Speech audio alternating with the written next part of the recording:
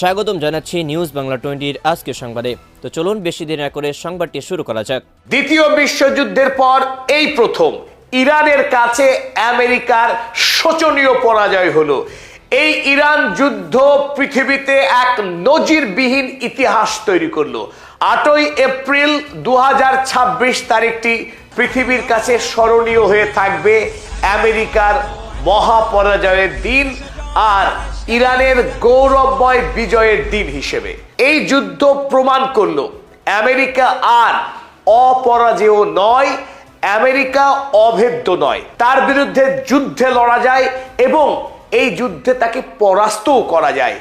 Iran প্রথমবারের মতো আমেরিকার যে অহংকার, সেই অহংকারকে চূর্ণ করে দিয়েছে গোটা পৃথিবীর মানুষের চোখের সামনে। এই মুহূর্তে ডোনাল্ড ট্রাম্প মুখ লুকোনোর জায়গা পাচ্ছে না তার নিজের দেশেই। এই মুহূর্তে ডেমোক্র্যাটরা তাকে এমনভাবে তাকে ঝেঁকে ধরেছে, খুব অল্প সময়ের মধ্যেই আমেরিকায় 25তম সংবিধান সংশোধনীর মাধ্যমে তাকে ক্ষমতার অলিন্দ থেকে ছুঁড়ে ফেলতে যাচ্ছে আমেরিকার মানুষেরা। ডোনাল্ড ট্রাম্প যে 4 স্বপ্ন নিয়ে ইরান হামলা করেছিল তার কোনোটি বাস্তবায়িত তো হয়নি, বরং এই মুহূর্তে আমেরিকা গোটা পৃথিবীর কাছে অনির্ভরযোগ্য, মূল্যবোধ শূন্য একটি হিংস্র রাষ্ট্রের তকমা পেল। আর অন্যদিকে এই অন্যায়ের বিরুদ্ধে লড়াইয়ে, আপোষহীন সংগ্রামে ইরান অনন্য উচ্চতা অর্জন করেছে। গোটা পৃথিবীতে এই মুহূর্তে সততার জন্যে, সাম্রাজ্যবাদের বিরুদ্ধে ন্যায়ের পক্ষে লড়াই করার জন্যে ইরানের IRGC, ইরানের সাধারণ মানুষ, কোটি কোটি মানুষের হৃদয় জয় করে নিয়েছে। যুদ্ধবাজ ডোনাল্ড ট্রাম্প যখন ইরানের দেওয়া 10 শর্ত মেনে নিতে বাধ্য হয়, তারপরেই তেহরানের রাজপথে শুরু হয়ে যায় সেই বিজয় মিছিল। গৌরবের মুহূর্ত সারা পৃথিবীর মানুষ কাড়াকাড়ি করে ভাগ করতে থাকে। The fall of the Shaitan, the fall of the tyrant, the collapse of American empire. দানবের পতন। গোটা পৃথিবীতে মানুষ মুক্তির আনন্দে রাস্তায় বেরিয়ে আসে। বিশেষ করে ইরানে সাধারণ মানুষের ঢল নামে, প্রত্যেকের হাতে ইরানের জাতীয় পতাকা। তারা উল্লাসে ফেটে পড়ে যে তারা আমেরিকা যুক্তরাষ্ট্রকে শিক্ষা দিয়েছে, তাকে পরাস্ত করেছে। গোটা পৃথিবী এতদিন ধরে যার ভয়ে জড়ো হয়েছিল, ভীত হয়েছিল, যার বিরুদ্ধে কথা বলার সাহস দেখাতে পারেনি বিশ্ববাসী, সেই অপরাজেয় মার্কিন যুক্তরাষ্ট্রকে ইরানের জনতা, তাদের যে অদম্য শক্তি, তাদের অফুরন্ত প্রাণ শক্তি এবং মৃত্যুতে অকুত ভয়, সেই বীর পারস্য জাতি আমেরিকাকে পরাস্ত করে দেখিয়েছে। তাদের দেয়া প্রস্তাবে আমেরিকাকে শেষ পর্যন্ত ঐক্যমত পোষণ করতে হয়েছে। এক ঐতিহাসিক মুহূর্ত, মানব জাতির বিজয়। আমেরিকা গোটা পৃথিবীব্যাপী যে অন্যায়ের, সন্ত্রাসের সাম্রাজ্য তৈরি করেছিল, সেই সাম্রাজ্য ভেঙে চুরমার হয়ে গেল।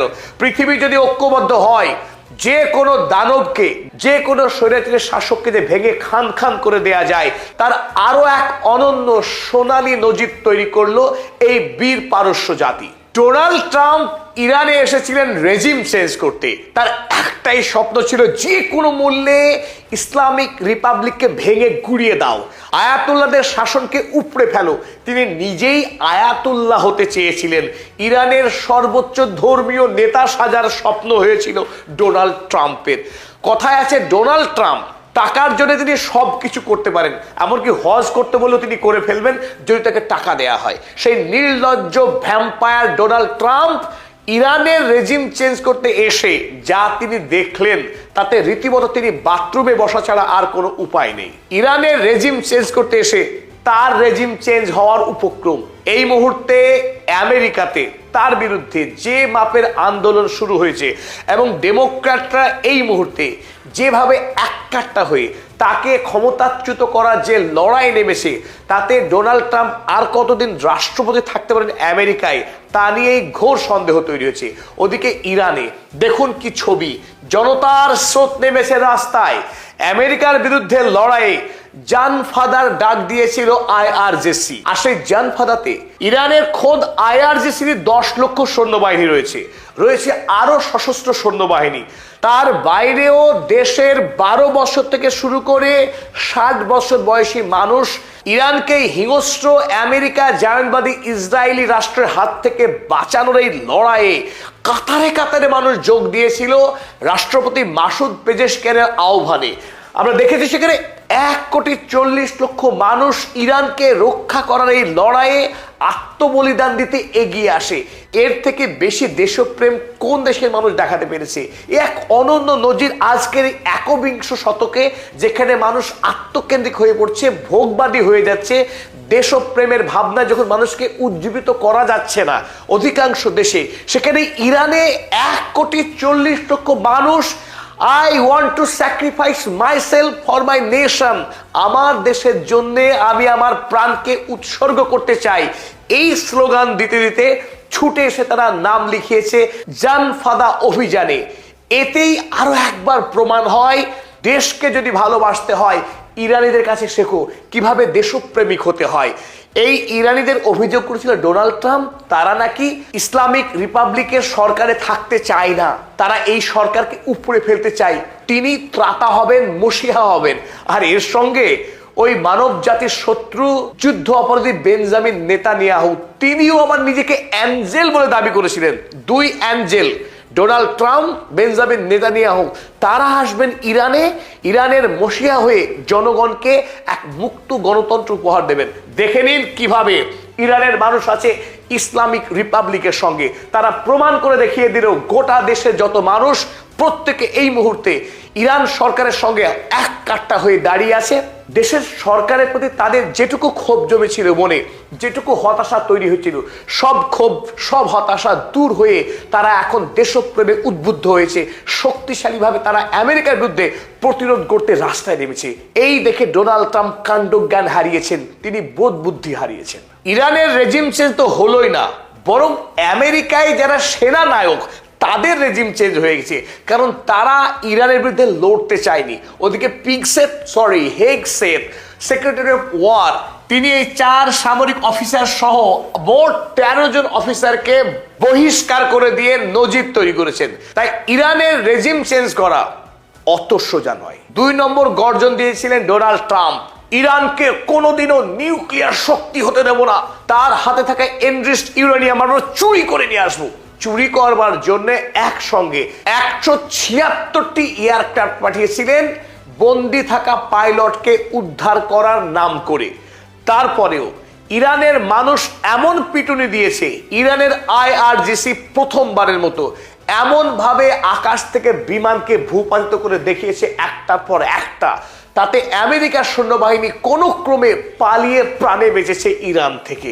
সুতরাং তাদের যে লক্ষ্য ছিল ইরানের কাছ থেকে এই মুহূর্তে যে 440 কেজি এনরিচড ইউরেনিয়াম মজুত রয়েছে ইরানের কাছে, সেই ইউরেনিয়াম চুরি করে নিয়ে গিয়ে ইরানকে নিউক্লিয়ার শক্তি শূন্য করা, আগামী দিনে ইরান যাতে কোনোভাবেই পরমাণু অস্ত্র না বানাতে পারে সেই বন্দোবস্ত করতে চেয়েছিলেন ডোনাল্ড ট্রাম্প, তাতে সম্পূর্ণ ব্যর্থ। তাহলে জয় কার? ইরানের জয় হলো, আমেরিকার স্বপ্ন অপূর্ণ থেকে গেল। এবং ইরানের দেওয়া যে 10 দফা প্রস্তাব, সেখানে স্পষ্ট ইরান জানিয়েছে যে ইউরেনিয়াম এনরিচমেন্টের বিষয়ে সিদ্ধান্ত গ্রহণ করার পূর্ণ অধিকার থাকবে ইরানের। তাই আগামী দিনে পারমাণবিক অস্ত্র বানাবে কি বানাবে না সেই বিষয়ে ইরান ঠিক করবে। অন্যদিকে ইরান এও জানিয়েছে ইন্টারন্যাশনাল অ্যাটমিক এনার্জি এজেন্সি, যারা ইরানের ওপরে খুব খবরদারি দাদাগিরি করেছিল এতদিন, সেই খবরদারি আর মেনে নেওয়া হবে না। অর্থাৎ আমেরিকা প্রথম থেকে যে কথা বলে আসছিল, 1 রেজিম চেঞ্জ, 2 নম্বর ইরানের নিউক্লিয়ার সক্ষমতা, নিউক্লিয়ার অস্ত্র বানানোর যে উদ্যোগ, সেই উদ্যোগকে আমেরিকা কোনোভাবেই মেনে নেবে না নাকি, সেটাও এই যুদ্ধবিরতির শর্তে তাকে মানতে হলো। আগামী দিনে দেখা যাক, 2 দেশ যখন আলোচনার টেবিলে বসবে তখন ফাইনালি কি হয়। তবে একথা আমরা খুব জোরের সঙ্গে জানি রাখছি, যুদ্ধ শুরু হওয়ার আগের ইরান আর যুদ্ধ বিরতির পরের ইরান, দুইয়ের মধ্যে আকাশ আর জমিন ফারাক। এখন আমেরিকার সঙ্গে আলোচনায় বসবে ইরান সমকক্ষ শক্তি হিসেবে, কোনো এলেবেলে সাধারণ রাষ্ট্র হিসেবে নয়। তৃতীয় গুরুত্বপূর্ণ দাবি ছিল আমেরিকার, ইরানের যে সমস্ত প্রক্সি গ্রুপ রয়েছে তাদের প্রত্যেককে নিরস্ত্রীকরণ করে ছাড়বেন ডোনাল্ড ট্রাম্প আর তার হিংস্র বন্ধু বেঞ্জামিন নেতানিয়াহু। কারণ হিজবুল্লাহ, হুথি, হামাস এমনকি পিএমএফ, এই সমস্ত সামরিক গোষ্ঠীগুলো ইসরায়েলের জন্য, আমেরিকার জন্য দুশ্চিন্তার কারণ। এই সমস্ত গোষ্ঠী ইরানের সাথে যেভাবে আমেরিকা ইসরায়েলের বিরুদ্ধে লড়াই করলো, এবং এই যুদ্ধবিরতির শর্তে ইরান স্পষ্ট করে লিখেছে লেবাননের হিজবুল্লাহর বিরুদ্ধে যে লড়াই ইসরায়েলের, সেই লড়াইয়েও ইতি আনতে হবে, এবং কেবলমাত্র ইরানের যুদ্ধবিরতি করলে হবে না। প্রতিটা ফ্রন্টে যেখানে যেখানে ইসরায়েল লড়াই করছে, আমেরিকা অস্ত্র দিয়ে সাহায্য করছে, প্রত্যক্ষ পরোক্ষ সাহায্য করছে আমেরিকা, তার সমস্ত যুদ্ধ বন্ধ করতে হবে। ইরানের এই প্রস্তাবকে আমেরিকা সম্মতি দিতে বাধ্য হয়েছে। সুতরাং প্রক্সিকে ডিসম্যান্টল করা, নিউট্রালাইজ করা যে কথা আমেরিকা এতদিন বলে আসছিল, তার কোনোটাই এই মুহূর্তে সফল হয়নি। এখানেও ইরানের বিজয় হয়েছে। অপরদিকে অত্যন্ত তাৎপর্যপূর্ণ, আমেরিকার এতদিনের এতকালের ঘনিষ্ঠ মিত্র ইউরোপ মহাদেশ, তাদের সঙ্গে আমেরিকার স্পষ্ট বিভাজন হয়েছে। এমনকি খোদ ফ্রান্স আমেরিকার আনা প্রস্তাবের বিরুদ্ধে ভেটো দিয়েছে রাষ্ট্রসংঘের নিরাপত্তা পরিষদে। অপরদিকে নেটোর ভবিষ্যৎ নিয়ে রীতিমতো প্রশ্ন উঠে গেছে। এই মুহূর্তে আদৌ নেটোর অস্তিত্ব আছে কিনা তা নিয়ে রীতিমতো সন্দেহ গোটা বিশ্ব জুড়েই। আমেরিকাকে একা লড়াই করতে হলো ইংল্যান্ডের কাছে, ইতালির কাছে, স্পেনের কাছে ভিক্ষা চেয়ে দাঁড়ে দাঁড়ে ঘুরেছে ডোনাল্ড ট্রাম্প, কিন্তু তার হাতে কেউ ভিক্ষা পর্যন্ত দেয়নি, তার প্রস্তাবে সম্মতি দেয়নি ইউরোপ মহাদেশ। তাই আমেরিকা এই যুদ্ধে এসে বরং আরো একা হয়ে গেল, আরো দুর্বল হয়ে গেল, এবং তার মিত্র রাষ্ট্রদের কাছ থেকে চিরতরে বিশ্বাসযোগ্যতা হারালো আমেরিকা যুক্তরাষ্ট্র। চতুর্থ বড় স্বপ্ন ডোনাল্ড ট্রাম্প দেখছিলেন decapitation of Iran, neutralisation of Iran. এমনকি এও বলেছিলেন ইরানকে স্টোন এজে পাঠিয়ে দেবে, প্রস্তর যুগে যাবে ইরান। আর সবশেষ যে বোমা মেরেছিলেন, তিনি বলেছিলেন ইরান যে সভ্যতার গর্ব করে, সভ্যতাকেই আমি ধ্বংস করে দেব, এন্ড অফ ইরানিয়ান সিভিলাইজেশন। আর গত রাতে সেই সম্ভাবনা নিয়েই কিন্তু জোরদার জল্পনা হয়েছিল, তাহলে কি শেষ পর্যন্ত ইরানের উপরে পরমাণু বোমা ফেলতেছে ডোনাল্ড ট্রাম্প? কিন্তু তার দেয়া আলটিমেটাম শেষ হওয়ার আধ ঘন্টা আগেই ডোনাল্ড ট্রাম্প বাবাজি তিনি মেনে নিয়েছেন যে ইরানের সঙ্গে তিনি আর কোনো যুদ্ধ খেলবেন না, এবার তিনি শান্তি খেলবেন। তিনি 2 সপ্তাহের জন্য যুদ্ধবিরতি মেনে নিলেন। কোন সময়? যখন ইরান 39 দিন ধরে ধারাবাহিক আমেরিকা এবং ইসরায়েলের বিরুদ্ধে প্রতিরক্ষামূলক লড়াই চালিয়ে আসছে। গোটা মধ্যপ্রাচ্যের প্রতিটি দেশে মার্কিন সেনা ছাউনিতে আক্রমণ চালিয়েছে, একাধিক মার্কিন কোম্পানিকে আক্রমণ করেছে, আক্রমণ চালিয়েছে ইসরায়েলের ক্লান্তিহীনভাবে। যখন ইরানের মাটির তলায় হাজার খানেক মিসাইল সিটি রয়েছে, ড্রোন এবং মিসাইলের সেখানে অনন্ত সম্ভার রয়েছে, এমনকি তার কাছে এখনো পর্যন্ত 440 কেজি এনরিচড ইউরেনিয়ামে থেকে গেল। এই সমস্ত কিছু জানার পরেও ইরানের সঙ্গে আলোচনার টেবিলে বসতে চাইছে আমেরিকা যুক্তরাষ্ট্র।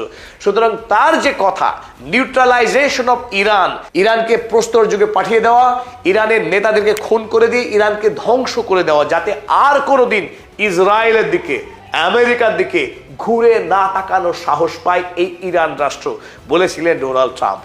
এখন আমেরিকা যুক্তরাষ্ট্র ইরানের দিকে চোখ তুলে তাকাবার সাহস পাবে কিনা সেটা এখন কোটি টাকার প্রশ্ন।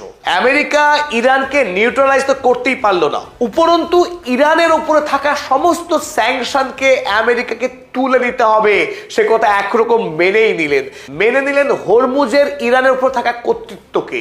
হরমুজ প্রণালী যে আগামী দিনে ইরানেরই থাকছে সে কথা একরকম স্পষ্ট হয়ে গেল। ডোনাল্ড ট্রাম্প মেনে নিলেন IRGCর সহায়তা ছাড়া হরমুজ প্রণালী দিয়ে জাহাজ পার করা যে অসম্ভব সে কথা ডোনাল্ড ট্রাম্প স্বীকার করে নিলেন।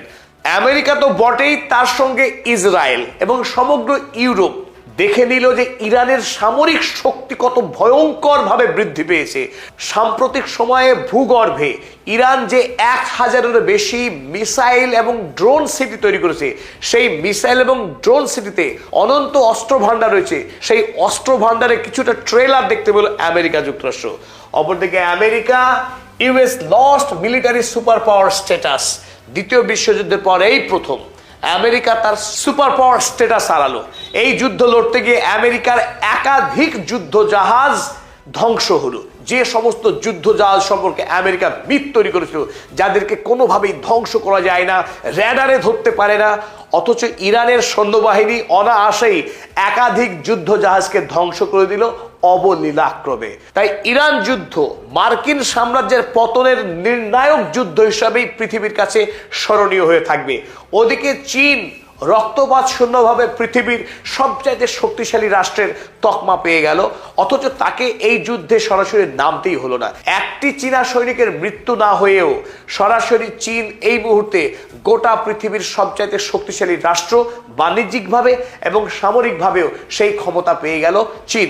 আগামী মে মাসে ডোনাল্ড ট্রাম্প বেজিং সফর করবেন, আর তার আগেই পাকিস্তানের ইসলামাবাদেই ইরান সুপার পাওয়ার হিসেবে প্রতিষ্ঠিত হয়ে যাবে।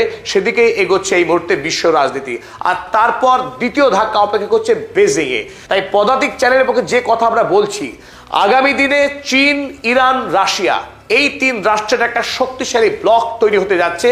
আর ব্রিক্সের সম্ভাবনা ক্ষীণ। তাই আমেরিকা যুক্তরাষ্ট্র পৃথিবীতে এই মুহূর্তে একা নিঃসঙ্গ একটি রাষ্ট্র, বৃদ্ধ অসুস্থ সিংহ, যে সিংহের দাঁত নড়ে গেছে, শিকার করার শক্তি নেই, সেই মর্যাদা পেতে চলেছে আমেরিকা যুক্তরাষ্ট্র। আমাদের সঙ্গে থাকার জন্য সকলকে আরো একবার ধন্যবাদ। ভালো লাগলে অবশ্যই কমেন্ট করে জানাবেন।